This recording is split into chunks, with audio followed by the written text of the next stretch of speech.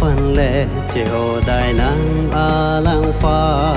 phù an lang e càng ho rồi nàng em phù phần lệ chiều đại nắng lang pha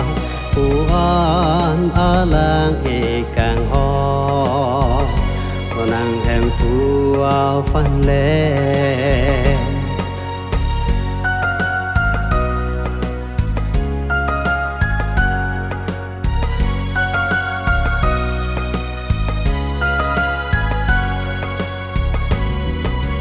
Birthe amoni doa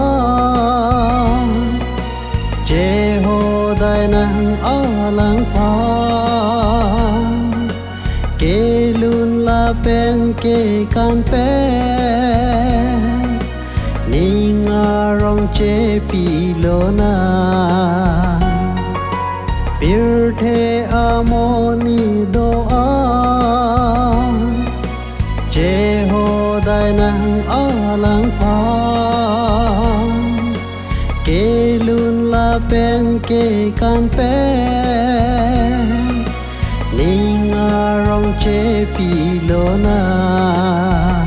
Rồi nàng em phu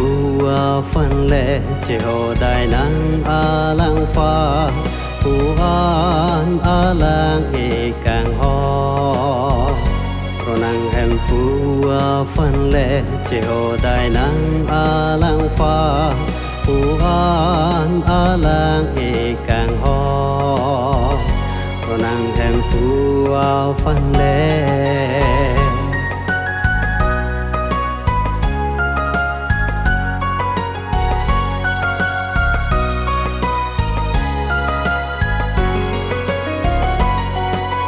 in long ar long si ta me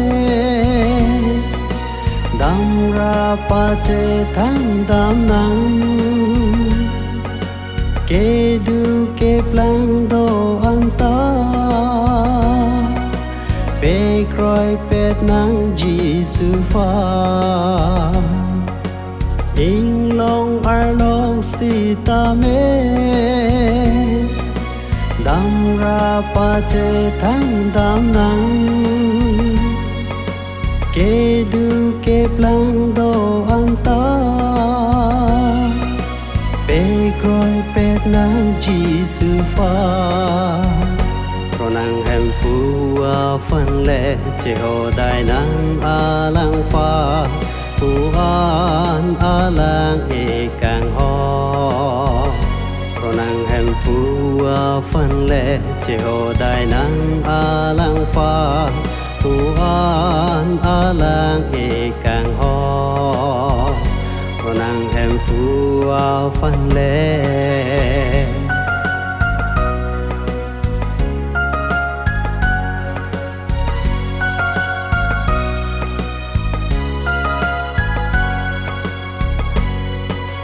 ke du ke sung do an ta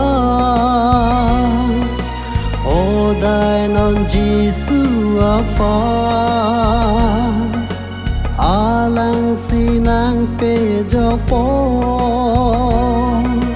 ning kang sam ta nang pi po ke du ke sung do an ta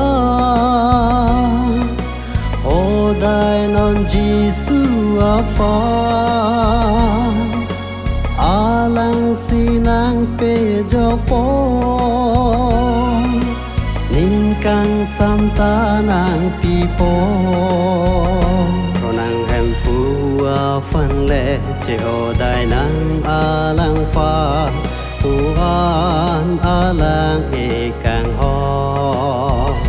rồi nàng em phu phần lệ chiều đại nắng lang pha phù an lang e càng ho rồi nàng em phu phần lệ